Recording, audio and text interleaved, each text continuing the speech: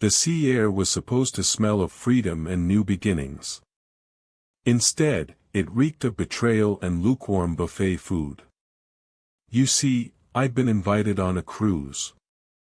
Not by my girlfriend, Sarah, mind you. No, she'd been whisked away by him, well, let's just call him Chad. I was on the cruise because I was a third wheel. Sarah's fiancé, Mark, had brought me. A guy who, bless his heart, probably thought he was doing me a solid. Little did he know, I was cooking up something far more interesting than anything the ship's chef could muster. The first thing that hit me when I stepped onto that behemoth of a ship wasn't the salty tang of the ocean, it was the oppressive weight of the situation. Steel, glass, and shimmering blue everywhere you looked, yet all I felt was a sinking sensation in my gut. The lobby was a cacophony of joyful greetings, excited chatter, and the clinking of champagne glasses, a stark contrast to the silent, heavy mood that clung to Mark and me. I glanced over at Mark. He was a good guy, genuinely. A little, gentle, maybe, a bit lost in the grand scheme of things, but he had a heart of gold. He stood there, clutching our boarding passes like a lifeline, his face a mixture of nervous anticipation and a sadness he tried, and failed, to conceal. He was trying to hold on to something, to salvage something that was already slipping through his fingers. And then there was Chad. The very sight of him, leaning against a gleaming white pillar, a predatory smirk playing on his perfectly sculpted lips, sent a jolt of anger through me. He was the exact opposite of everything I was. Tall, tanned, muscles bulging just so, with those teeth. Christ, those teeth could probably carve granite. He was the alpha, the showman, the one who was supposed to have it all. He oozed the kind of casual, effortless confidence that made me want to punch him in the face. The worst part? Sarah seemed to love it. She was a vision, of course. Her hair, that fiery red cascade that I loved, was perfectly styled, her eyes sparkling with an almost manic energy as she practically flung herself into Chad's arms. She laughed at everything he said, her hand instinctively reaching for his. The way she looked at him, it wasn't the same look she gave me. The casual affection. The shared dreams. The comfortable silences. That look was gone. Replaced with a burning admiration. Ready to get this party started? Chad boomed, his voice cutting through the background noise. He was speaking to Mark, but his eyes were fixed on Sarah. He was staking his claim, loud and clear. Mark offered a weak smile. Yeah, absolutely. I could feel the tension radiating off him. He was trying to be the bigger man, putting on a brave face, but I knew him well enough to see the cracks in his facade. This cruise was his Hail Mary, his last-ditch attempt to win back the woman he loved. And I was here, along for the ride, to observe. To be supportive. To hope for the best, I guess. But as I looked at the way Chad was looking at him, I knew I wouldn't be sitting back on the sidelines for long. As we made our way to our cabins, the sheer opulence of the ship was almost nauseating. Gleaming hallways, plush carpets, artwork that probably cost more than my car. My room was adequate. Basic. Functional. Mark and Chad's, on the other hand, was a sprawling suite with a private balcony overlooking the ocean. The unfairness of it all. I spent the first evening alone, on my own little balcony, staring out at the endless expanse of the sea. The sky was a canvas of swirling blues and oranges as the sun dipped below the horizon. I watched the twinkling lights of the other ships on the water, and I smoked a cigarette, despite knowing I should probably quit. Each puff of smoke only fueled the rising bitterness, each exhale carried with it a silent wish for something, anything, to change. I thought about Sarah. About the years we'd spent together. The small apartment, the shared dreams, the late-night conversations. We were supposed to build a life together, to grow old together. To see the world. We talked about everything, and planned everything, together.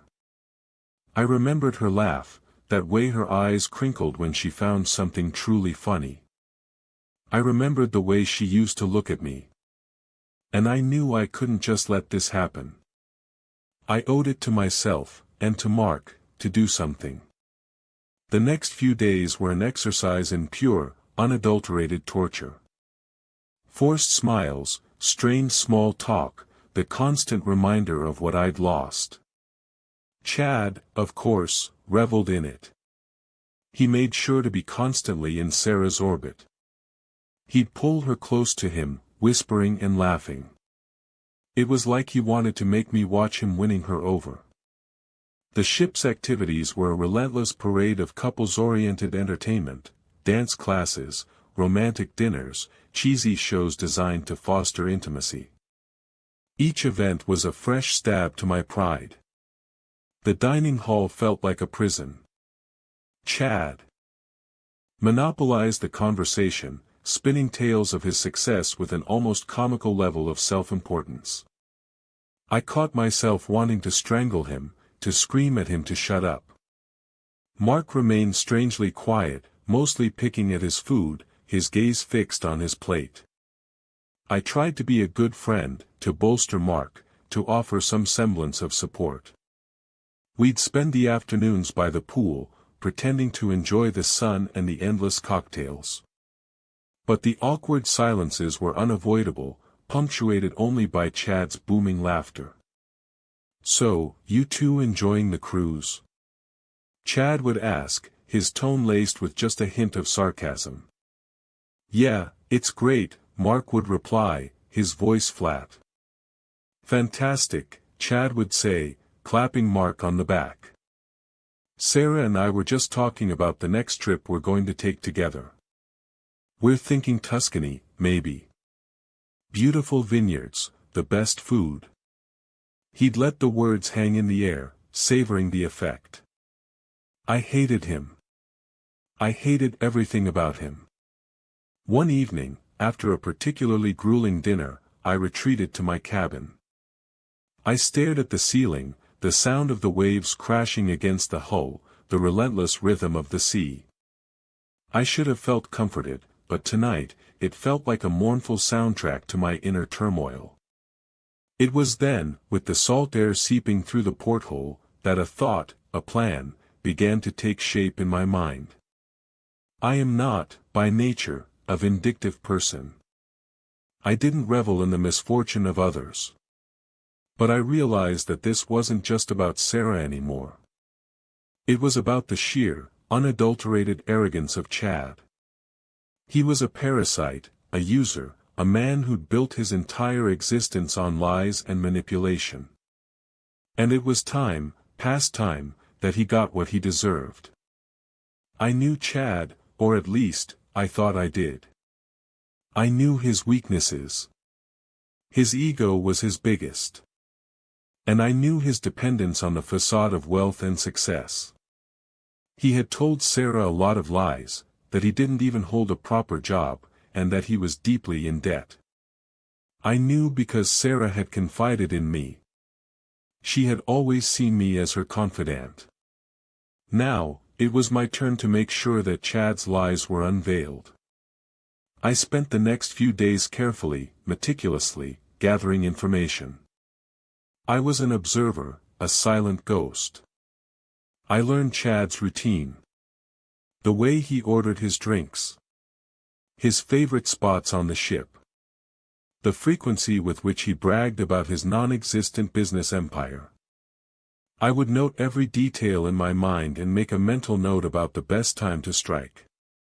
I went to the ship's internet cafe, a small, stuffy room filled with the hum of outdated computers. And there, I began to craft my plan. My first target was Chad's employer. He'd been particularly boastful about his position, claiming to be some kind of high-powered executive. After searching online, I'd managed to find his company. From there, finding his email was easy. I crafted a few emails, carefully worded inquiries about Chad's employment and financial standing. I needed to verify his claims, to expose the truth behind the lies. The next morning, I found Mark by the railing of the ship. The sky was a vast, pale blue, and the ocean stretched out before us, a shimmering, turquoise expanse. I approached him casually, pretending to admire the view. "You know, Mark," I said, leaning against the railing, trying to sound optimistic. "I really hope this all works out for you.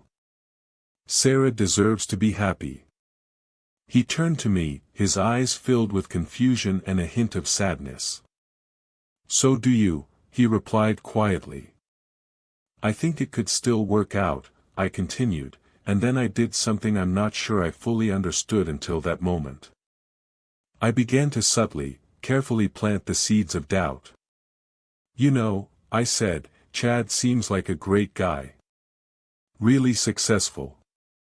It seems like he is a man who can provide Sarah with anything, anytime." He looked at me, his face a mask of confusion. He knew about my history with Sarah. He knew he couldn't offer her the life Chad promised. He mentioned something the other day about a business trip, and I asked him the name of his company. He said it was a secret. I paused. I guess, with the way he talks about his future, it's good that they're looking out for her. Mark remained silent, but he absorbed the information with a focused expression. I watched him watch Chad, their every interaction. I waited. Let the tension fester, as I continued to quietly work on my plan. I had to be patient. I had to wait for the perfect moment. I knew that Chad was a master manipulator. I knew that he was already planning to get rid of me. I needed to be ready. The opportunity arose during the captain's farewell gala. The grand ballroom was transformed into a shimmering spectacle of elegance. Chandeliers glittered, music drifted through the air, and everyone was trying to put on a happy face. Chad, naturally, was in his element, the epitome of smug confidence. He was holding court at a table near the front, surrounded by admirers. He made a toast, his words thick with the promise of future happiness. And then, the captain, in a particularly ill-advised moment of generosity, invited guests to share their memorable moments of the cruise. My heart began to pound in my chest. This was it. This was the moment. I raised my hand. The captain, with a bewildered look on his face, nodded. I made my way to the microphone, trying to appear as casual as possible, while inside, my heart was hammering against my ribs. "Thank you, Captain," I said, my voice calm and steady, belying the storm brewing inside. "I've had a wonderful cruise, full of revelations." I paused, savoring the moment. The room was silent, everyone's attention focused on me. I glanced at Chad, who was wearing a very puzzled look. I saw Mark, who seemed to have a good idea of where this was going. "You see," I continued, my voice rising just slightly, "sometimes, things aren't quite what they seem." I took a deep breath. It was time to unleash the truth. Chad, as we all know, has been regaling us with stories of his incredible career. His successful business ventures. Well, let's just say he has made a lot of money. I paused. A few polite chuckles rippled through the crowd. Chad was now looking deeply uncomfortable. "However," I continued, my voice growing stronger, "I happen to know that much of what Chad has told us isn't quite accurate." I paused again, and now the room was silent. The only sound was the gentle lapping of the waves against the hull. I continued, slowly and deliberately, revealing the truth, starting with the emails I'd sent to Chad's employer. His employment was, at best, tenuous. His claims of high-powered executive positions were entirely false. He was deeply in debt, chased by multiple creditors. The list of lies grew. I then turned my attention to Sarah. Sarah, I truly wish you all the happiness in the world. But maybe you should know that the life you think you're about to embark on isn't real. It's built on a foundation of lies, and sooner or later, it will crumble. The expressions on their faces were priceless. Sarah's jaw dropped. Chad's face was a mask of shock and fury. I saw the subtle way he was trying to get a look from Sarah. It was a silent plea, but Sarah was looking at Mark. Mark, to his credit, was handling the situation with surprising stoicism. I wasn't finished. I wasn't even close. The final hammer blow was yet to come. I subtly called for Mark, and beckoned him up to the podium, to stand alongside me. He looked like a deer caught in the headlights, and took his place next to me. He was shocked, but I sensed a glint of determination in his eyes. At that point, I gestured toward Sarah, and gave her what I hoped was a supportive, yet sympathetic, look. And finally, I said, my voice softer now, I'd like to propose a toast. To honesty. To integrity. And to second chances. With that, I handed the microphone to Mark. The crowd went silent. I turned to watch Mark. Mark took a deep breath, and then, he did something I never would have expected. He didn't speak, he didn't explain. He looked at Sarah, and with a look of total, unquestioning love, and then he dropped down to one knee. I watched as he opened the little velvet box in his pocket. Sarah, he began, his voice trembling slightly, I love you more than anything in the world. I know that things haven't been easy lately.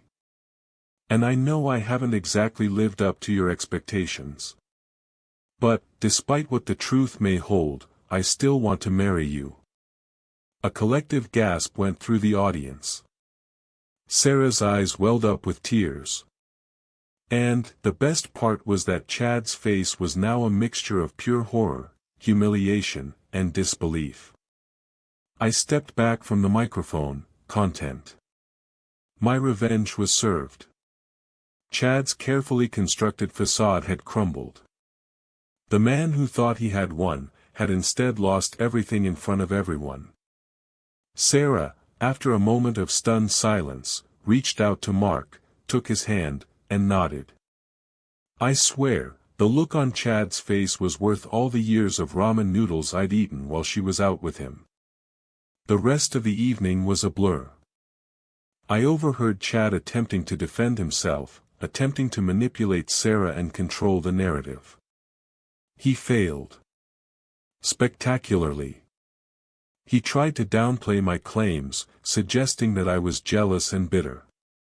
He tried to reassure Sarah that everything was fine, that it was all a misunderstanding. But the truth was out. The damage was done. His carefully constructed house of cards had collapsed.